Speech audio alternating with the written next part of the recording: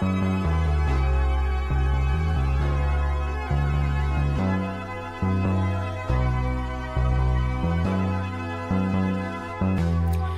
and join the party. These books are for you, you and everybody. Is it like yours? Cause these books are for us and everybody, yeah. Open your mind and take a look. Let's open up a book with Greek. Come and join the party. These books are for you, you and everybody. Is it like yours? Cause these books are for us and everybody, yeah. Open your mind and take a look. Let's open up a book with Greek. Yeah. Hi, everybody. Welcome to These Books Are For Everybody, a podcast that, among other things, works to make good lit exciting and accessible because, much like these hoes, these books are for everybody. So I was stood up by a Chicago rapper earlier this week. I was supposed to have a Chicago rapper as a guest. When I tell people, they're like, Chance the Rapper? Vic Mensa? I'm glad that you all have that much faith in me. So I should preface by saying I was stood up by a local Chicago rapper. I'm not going to name any names, but I never forget. I hold grudges. Yeah. So, luckily, there are people in the world who love me and keep their words, like my husband. So he's my guest today. I'm super excited. Bryan really is like one of the most fascinating people in the world to me, straight up. And it's just like, I also just happen to be married to him. So I was even trying to think of like an appropriate introduction. So, I mean, his day job, he's an environmental director for a nonprofit, okay? But he speaks like 50-11 languages. He play like 50-11 instruments. He be singing. He does not sing enough. Our 6-year-old was just being like, you know, you're the only good singer in the house. Bryan can blow, and he does not. So we're just going to go wherever the wind takes us conversation-wise. And then, of course, we are going to talk about books. If you follow me on Instagram, which I don't know how else you would find this podcast if you weren't following me on Instagram, I posted a stack of his books on his side of the bed earlier this week. I didn't tell you, I'm sorry. And so you know he's a prolific reader. So more than half of these books are probably his. I know y'all think that they're all mine, and I do get a lot of books from publishers now, but when we first coalesced, Bryan was bringing the literature. He stay reading. So anyway, okay, how are you? Me, I'm good. Talking to the mic. Oh, I'm sorry. Yeah. Let me get close. I can hear and I can try and see. I'll run sound. Okay. What did you say? How are you? I'm good. I'm stressed reading this book right now. What's that? I don't know if they can see it. There. It's How to Talk So Kids Will Listen and Listen So Kids Will Talk. Because the homie. Okay. Shout out to Cole. They were like, that was in your pile, and they asked how the book was, and I was like, I don't know. I'll ask Bryan, but you're reading it. So how is it? Yeah, well, I'm rereading it, and one of like the very first thing that they said like, how should you read this book? Yeah. And they said really slowly. Yeah. And that's not how I read it the first time. So I'm going back and reading it. You So know, they I got don't a bunch of believe exercises in here. I don't believe you be finishing books. No, I finished them. So you finished that whole book? I finished this entire book. Yeah. But I wasn't going slowly, and I wasn't taking a week in between to like do. Because nobody's doing exercises. Nobody's doing exercises. I didn't, I'm saying I didn't even fill this out. But you can, they got stuff that you can fill out. They also have these wonderful little comics where they sort of just illustrate ways, to like be acknowledging your children's feelings instead of. But the feelings of our 2.5-year-old right now are valid, every single last one of them. Yeah. But they get on my last goddamn nerve. Keep going. Can you hear me? Say something else. I'm just talking about how Julius. Yeah, right. But like how a child behaves is a reflection of their feelings. And like 2-year-olds they're real time learning how to manage their feelings. Yeah. And they're supposed to test boundaries and blah. Like he's on track, but yeah. Can you see the exhaustion in our faces? Can you see it feels like we're getting jumped every day by someone who is, how tall is he? He's not even 30 inches. He's not even 30 inches, and he be running us through the ringer every day about everything. I got in an argument with this man because he wanted to walk up and down the stairs with his hands in his pockets. I said, you can't do that. You're going to hurt yourself. My body, my choice. It's My body, my choice. He said my body, because he says my instead of I. Yeah. Like it was my my pockets, my hands. So yeah. So besides you pursuing parental guidance, how else are you doing? Honestly, I feel like that's a question that you get asked periodically throughout the day. Yeah. By people of various levels of like Intimacy. Whether I care. Yeah, right. Yeah. And I feel like lately I don't know how to answer that question to any one of those levels, whether it's like my colleague or my child or my wife. I'm just like, I don't know. Okay. How has your brain been treating you? I think that's part of it. Yeah. Yeah. So back on this Butrin. Back on the Butrin, bitch. Flipped off it thinking like, oh, I don't need that. I'm good. And my therapist was like, you don't, this whole like fetishization of just like going rogue and natural off your medication, like sure, and not work telling me. And not telling me. Yeah. Although shout out to a local organizer, she came in the clutch when I ran out and didn't have any more refills on the prescription. She got me what turned out to be a subclinical dose. Okay. So I think I was riding that and not realizing that like it was not having the impact that it would normally have. Yeah. And because it was, a subclinical dose, I was like tapering off of it. Yeah. And then once that ran out, I figured like, you got it. I could raw dog it. But don't, and I mean, just like historically, fall is not your favorite, not your brain's favorite time. That's right. You really be like, if you like pina coladas, that's you all summer. And then as soon as fall hits, you're just, my bags are packed, I'm ready to go, standing here outside your door. So that's good. No, but I do feel like we've been married for 7 years, and I do feel like we have gotten better as a unit navigating any like mental health thing as it comes and goes, because we kind of know what to expect. We kind of know how to navigate it. And so it really just has been like, because in the past, like you'll start to kind of go down and I would be like, what the fuck? And then you don't love me and I can't wait to leave. But now it's just like, oh, right. This is the sad season. So it does feel like it feels like it's getting more manageable for me. That's huge. You said, girl, speak for yourself. I love you. Okay, so I was thinking before we like dive. Hold on. Oh, go ahead. You get to ask me how I'm doing. Yes. Do I get to ask you how you're doing? Yeah. Because one of the things I did want to do before I found out 15 minutes ago that I had to be on this podcast. I didn't. Okay, first of all, I told him, cut that. The rapper stood me up on Tuesday. So I said I needed a guest for Friday's episode. I told you. And I should have told him when I was launching the podcast, but he's always my standing guest. So whenever I don't have a guest, y'all go see Bryan. Whenever anybody stand me up. Because he live in the house. And like I said, he's interesting. I can always, and we talk all the time, except when he be talking all day at work, because he does talk all day at work and I don't talk at all. I have one meeting every other week. So he come home and I'd be like, Bryan, and this and this and this, and let me show you this and this. And he'd be like, this is what you're doing. This is what I want you to do.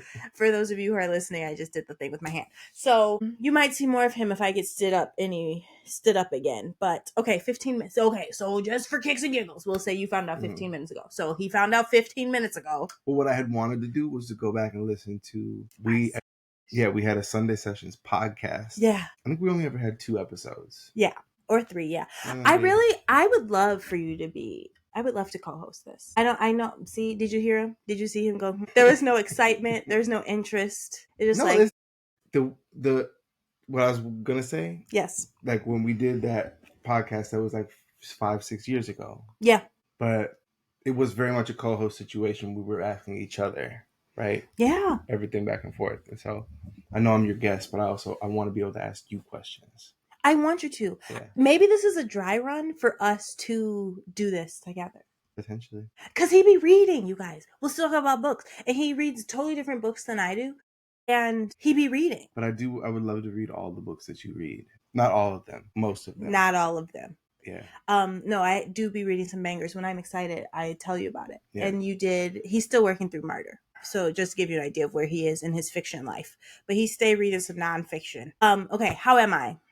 I'm really excited that we're doing this. I'm excited that you came in here. He was very exhausted when I told him 15 minutes ago, and I felt a little light breeze of attitude fly past me. I was hoping you were gonna forget. That's an issue in our relationship. Yeah. Is Bryan hoping I'm gonna forget shit. And part of the problem is I don't actually ever forget Not anything. a single thing. It's so punishing. Nothing. It's punishing to me. I know. So I came in here and set up, and I was like, when I go back in there, he better be ready to do it.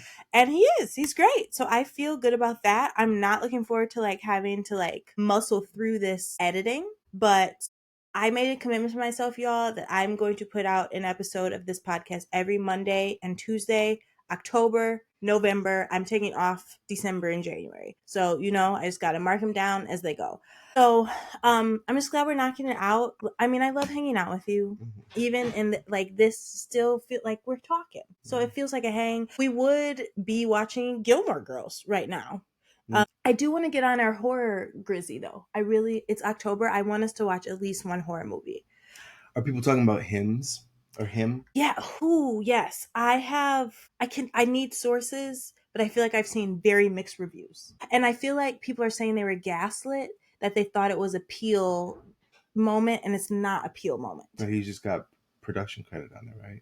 I didn't know that people who direct it went back to producing. I mean, I think if you can I don't even honestly know really what you do when you produce a film, other than just put your name on it. We don't know. So I don't know if it's like he's getting some kind of kickback on it, or I don't know. Yeah, so I don't know. But we don't have to do a new one. I'd be down to do. And I told you there's like that indie black horror film on Netflix. I have it saved on my threads, but like they want people to go watch it, so I was going to try and give that a go. I've said this. Brian's heard me say everything, so this is not a shock. But my relationship with horror is akin to my relationship with ice cream. I fuck with it heavy, it tears me up. So I'm talking all big and bad, like, yeah, I'm gonna watch some horror. I won't sleep for a month. I won't sleep till Christmas, but we gonna do it. Maybe I'm not watching Rosemary's Baby, but yeah, we'll come up with a horror movie to watch. I love horror as social commentary. I love it. If I had time to go back to school, that would be my specialty. I would do my sub-study in the horror genre. So, I mean, yeah, that's how I am. So I told you before we went live that I either found a list of questions we could answer in Kind of Fool, or we do these things that we've just done in our whole relationship. Ooh, my foot. They're called Sunday sessions. And it's just like a check-in. That was the name of our short-lived podcast. They're just like a check-in where we ask, like, it's called pies. So physically, how are you doing? Intellectually, how are you doing? Emotionally, how are you doing? Spiritually, how are you doing? And it's like a check-in. And then we try to be doing them on Sundays. And then we'll also do the calendar for the week. And then when we're feeling real frisky, finances. Oh my God. But that really is the announcement, that we are feeling like some bad bitches because we merged our money. We merged our money. Dude, together now. 7 years, separate money. 7 years. So we finally put it together. It feels like a vow renewal of sorts. But before, where we just were not talking about money, we talk about money every damn day. And I feel like we're handling it better. Yeah, there's this, like, what is it? From Alcoholics Anonymous, you're only as sober as your secrets. Okay, yeah. And it's yes, I feel you. Yes. It's like when stuff is separated like that. So it's been very sobering. On both ends. Yeah. I feel that. Yeah, I mean, I don't know. I don't really want to do a pie. You want to just dive into these questions? Yeah. Okay. Well, at least I want to know what the questions are. Yeah. Lord. What is this? Are you going to download that? No. Okay. Okay. You see? Yeah. And then this really annoying, just stop you with got that. Your ad blocker. I don't, because the last time I did all that, my computer crashed. I'm not. Okay, so you see? Yeah. You just want to go just straight down the list? We don't have to. Or just like, you pick one, I pick one. Okay. Yeah. Okay.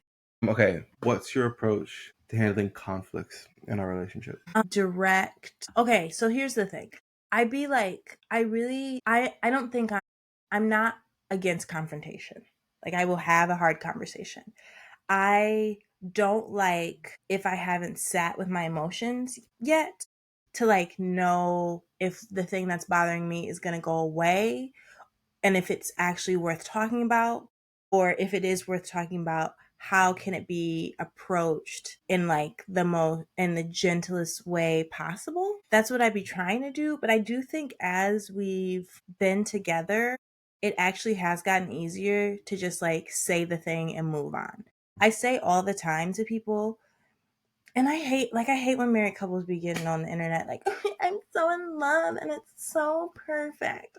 I'm not trying to do that. But this really is my healthiest relationship. And I think it's because it's the easiest one for me to navigate conflict in. So I can say, I feel really safe saying hard things to you. If that makes sense. You got to answer. I thought you were gonna pick one out. I mean, we got to both answer both. What's my approach? Okay, to handling conflicts in our relationship. And I got a whole master's degree. He did. Like his master's is in, what's the name of it? It's a sustainable peace building master's. But yes. A part of it was like conflict transformation, which is different than conflict mediation and is different than conflict resolution. Okay. But it's like, okay, conflict is inevitable. How are we going to use that as an opportunity for some mutual transformation? Yeah. Yeah. And that a river Nile between theory and application. Right, sure. Between theory and practice, because it whoops my ass. Yeah, dude. Trying to just be direct. You know, I was just like been so conditioned in my upbringing to just stave off conflict and entertain and humor my way out of and the appeasing nature. Yeah. So, but I've definitely gotten better. Yeah. At bringing things to the table, saying things that bother me. Yeah. In ways that are less passive aggressive. Yeah. You know? Yeah.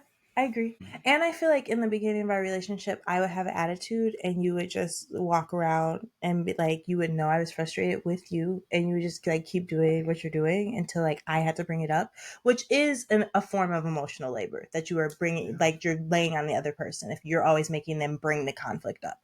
And I feel like that has also gotten better. Yeah. But also I feel like I also don't walk around with attitude the same way I used to because I can just say it faster than I was able to a few years ago. Mm-hmm. Okay. How do you think we can improve our communication? Mm-hmm. Well, I mean, to not let conflicts or not let like tension linger too long. Yeah. You know what I mean? Yeah. I mean, I think around the finances is a great thing. It's just like at one point you texted me last week when the healthcare and the childcare thing was going on. Oh my God. And it was like, did you not notice or were you avoiding it? Yeah. And for me, it was actually both. Okay. I didn't notice it. And then I was like, whew, because I didn't notice it. Yeah. That's like shameful. And like, there's consequences, but I just like, I have to disassociate. Yeah. Also because there's so much other stuff going on. All the time. That one has to attend to. Yes. So there's like shame that's pushing it farther away, but then just like the chaos of everyday life that is like getting it hard to like even focus on the thing that was shamed away. So not letting, like shortening that feedback loop of just like, I'm nervous about something or like I did something stupid or I forgot about something and to just flag it. Even if we don't necessarily have even if it's not the time to be able to talk through it, or to get to some like healthy kind of resolution, to at least flag it. So I just need to throw out more food, be a helpful thing for her. I really, and I have been trying to actively work on this, just to get out of like what is it called? The negativity bias that the brain will put you in faster. Cause I really am like, I'll be frustrated about something and then I'll be like, and then, and all of a sudden it's like 2018 and you forgot to you locked me out of the house on accident or something that we had like worked through 40 years ago. So like to just like always have in front of me that like we really are both doing our best together at the same time. We're getting up every day in this together at the same time and doing it and surviving it. It's really hard. Like small children are just there. It's hard. That at one point tonight, they were both singing. They were 2 feet away from each other, singing, each of them singing different songs. Full blast. At the top of their lungs. And I just want to crawl out of my skin. I'm so overstimulated, but you just gotta thug it out because there's nothing else you can do. You just have to thug it out. And all of the people who with grown children and stuff, they just be like, you'll miss it. And one day it'll all be over and it's over. So I really try to be mindful of that. But woo, doggy. It's so yeah. Try and be mindful of that. It is fun though, like while they were both doing that, we were just sitting on the ground staring at each other. Very true. Yes. And that's a sacred connection. Yeah. That's fun. It's the cutaway. What do you mean? You know, like in the like in Abbott Elementary, where it's just like you get the cutaway. Oh yeah. Your life camera? That's what my dad calls it. The life camera. Okay. All right. It's your turn. Okay. What's the source here? Very well mined. Okay. I'm gonna scroll up. That's a good question. Some of like when they start talking about childhood and stuff, it's just like no thanks. Okay. If you could master any skill instantly, what would it be? Just one?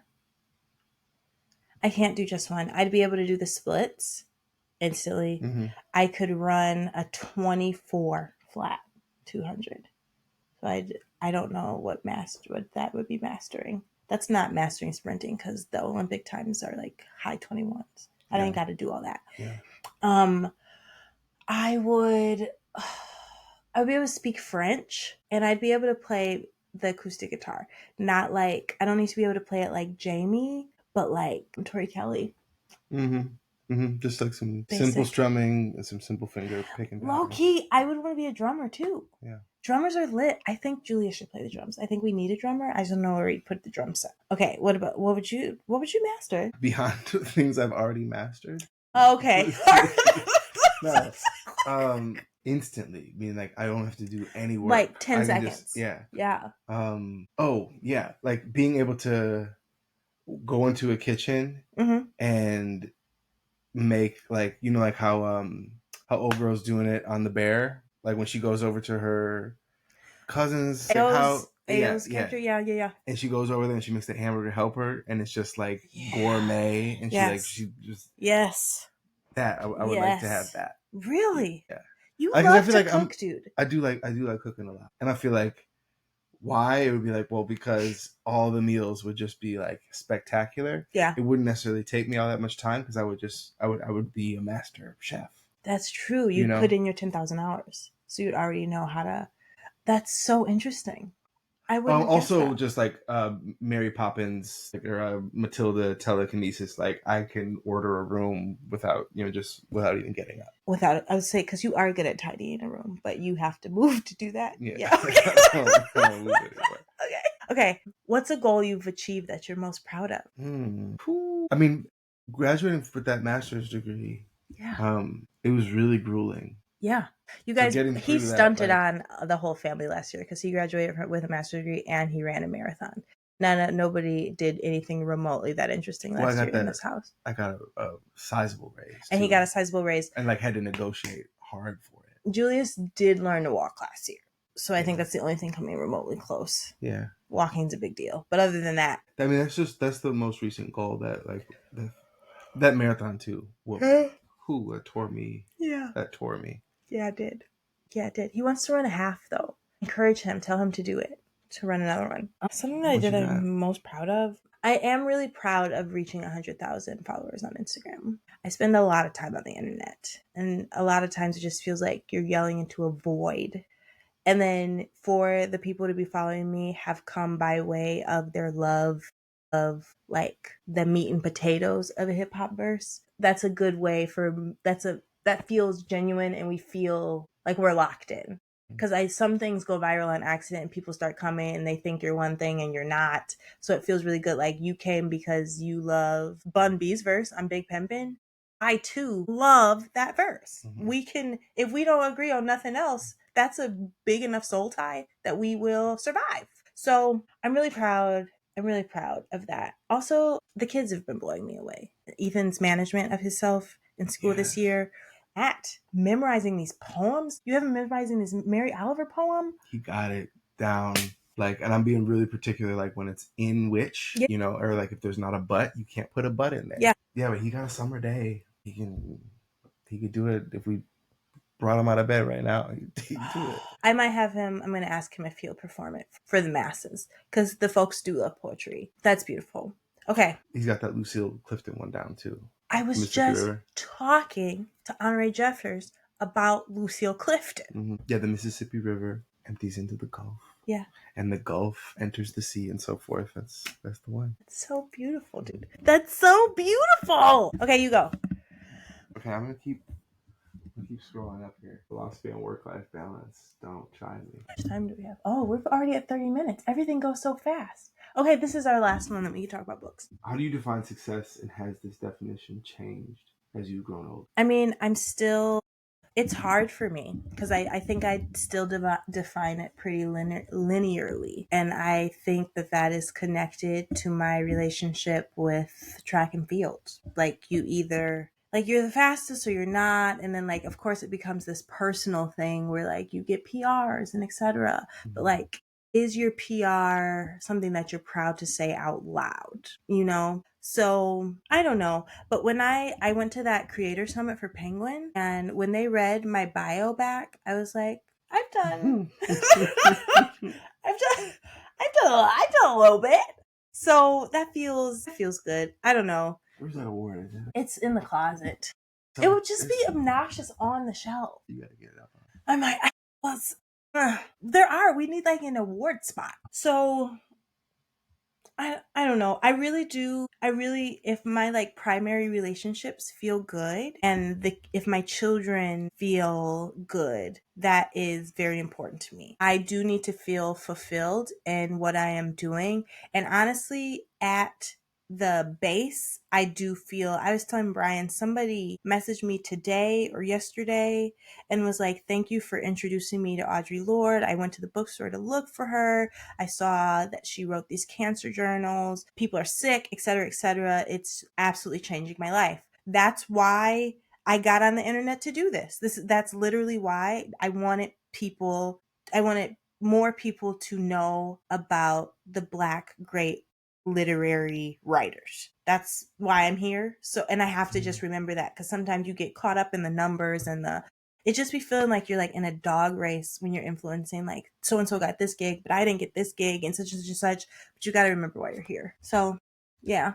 What about you? There's like I mean, in the music world, I feel like it's usually attached to like, it's also a numbers game, right? Where it's like, how many people show up to the show. I'd prefer to not have my sense of self-worth be connected to that kind of game. But even in the nonprofit world, it's like that too. It's like, you know, like how I don't need to go into that. Okay, all right. But I don't know what my relationship with success. I think it's mostly, and especially the older I get, is like I just want to be balanced, you know, and like I just want a sense of peace. I want to be able to move through life with a sense of slowness and curiosity and wonder, and like capaciousness, where I can really just like appreciate the beauty of both them little boys screaming at the top of their lungs. The two different songs. Or just them in the tub just like squirting each other with rubber duckies in the eyes. Even though they're aiming for their nipples. Which was what he said today. He was like, I don't understand. I just keep aiming for the nipple, but it keeps hitting his eye. They're so far apart. I guess they're not as far apart when you're a small person. But it's the way he's squeezing it. Got it. You know? Sure. No, I feel that. Yeah? Yeah, so I mean, I just like, I think my metric of success is how stable or how like safe and secure I feel in my relationships, and how that I'm giving and contributing as much in those relationships as I receive. Yeah. And so I think that's what I mean by balance. Okay, that's fair. Yeah. All right, on to the books. What's up? Oh yeah. Yes, of course. Bring it. Where are you going? I'm not cutting this. I don't know. I think it's a retreat. Oh. Okay. Oh, this is okay. I already put all the information down. I paid Happy Miles as my emergency. Thank you. Thank you. And or you could do and. Do you want to? No. It says and or. Oh, okay. But so do you know which one you're going to? St. Anne's Intergenerational Care Center? Yeah, Repairs of the Breach. Yeah. Somebody thought I was from Repairs of the Breach. Remember that? Yeah, right. Because we were the only Black people at the church. Mm-hmm. Just doing God's work. Just doing God's work, helping the poor Negroes. Okay. Oh, books. Okay. You guys, not much going on over here.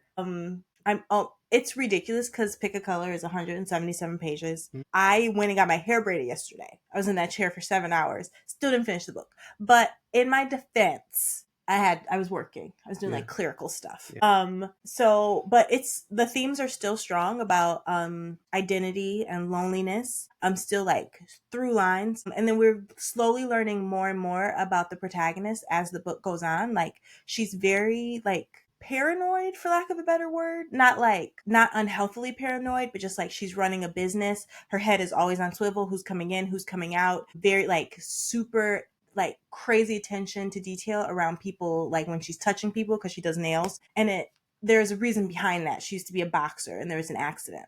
And then there's another thing that I still don't know, but she's missing a finger. She's missing her ring finger, like where you would wear a wedding ring. And she's content to be alone, it would seem, but it also seems like she's not. And so there's obviously some symbolism around that I need to unpack. I really want to have the author on the show eventually. So I'm still reading that. Still, Rickey, you texted me telling me that your 3-year-old was turning up to the theme song. Shout out to your 3-year-old. Shout out to my brother for that theme song. Shout out to me not texting you back. If you are listening to this, I'm going to text you back today on the 3rd, which I also found out is Nate Marshall's birthday. So happy birthday to Nate if you're listening. But I'm still reading The Devil 3 times. As you all know, I switched to audio. As you all also know, we went down to 1 car. So I've been walking a lot. So I've been listening while I've been walking. That's really been my only time to listen. But that really is like at least like an hour a day. So I've got like 4 hours left. Whew, it got dark. These 2 brothers and the army. Like, I hope Rickey, that went to the left a little bit. It'd be like when I'm reading Stephen King and it's like, does this nigga need therapy? You know what I'm saying? Like, it kind of like, we almost veered a little bit. But yes, it's beautiful. The through lines of like generational trauma and just like generational curses. Just having to put up, your family having to put up with constantly having to talk to the devil. So, yes, that is what I'm reading. What you got? Yes. Are you reading that? It's like it's purple. Does it have the water in the title or something? Oh, Leanne Simpson's The Theory of Water. Yes. Are you reading that? Because I've been seeing it around. Yeah. It's a book of essays that she wrote. She's Nishnaweg, First Nation. Okay. And I think the thing that's hit me the most, so it's just a series of essays building sort of like, an indigenous theory of water. But she describes this concept of, it's called sintering, where snowflakes, they fall as individuals. The moment they hit the ground, they change their chemical and their like formative structures to be able to lock and bond with each other. Oh my God. And so using that as like an analogy and like an embodied one of like, that is what we communities need to be doing. Yeah. She just writes really, really beautifully. You kind of sold me on that. Yeah. I want to read at least an essay or 2. Yeah, you should. That's beautiful, dude.